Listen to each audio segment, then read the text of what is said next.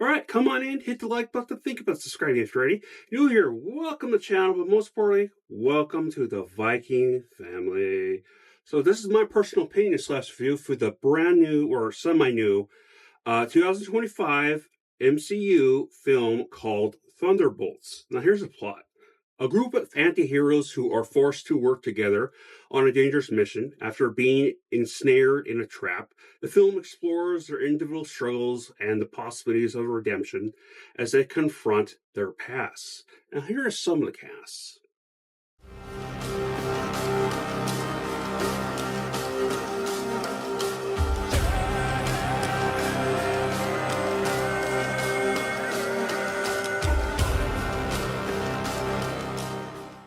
So I did not watch Captain America Brave New World along with the Falcon series. I don't remember the exact name of it.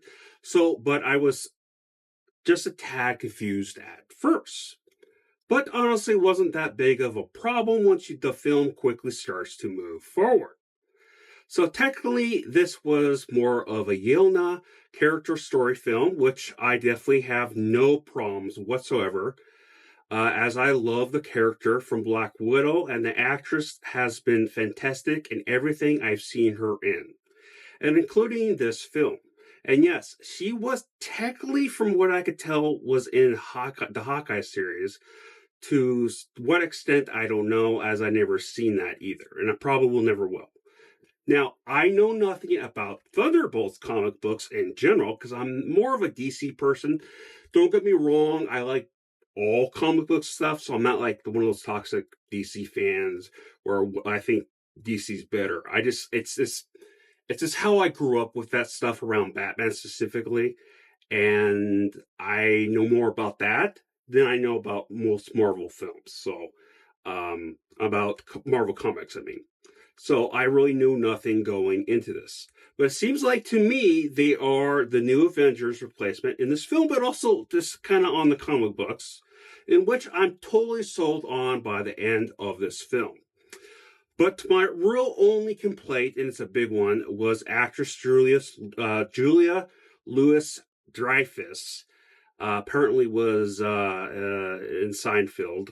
I don't recall remembering what else she's been in. I haven't seen her or anything in a long, long time, since the 90s when she was big. And I actually didn't ever liked her next to Seinfeld. I know that's going to be a bit controversial. But I found that every time she was on the screen, her character was dull, annoying, and off-putting with how she presented a villain. And for me, she slightly killed the mood of most of her scenes. I'm personally not a fan of comic relief villains, especially when they're the main one in these types of films. That's just my personal opinion. But every other part of this film made up for that, along with the fantastic characters and actors. Now, here's my rating. I'll come up with my final thoughts.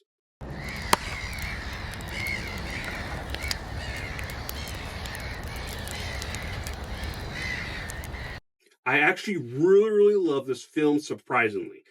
It actually felt like an old Avengers films used to be leading up to Endgame.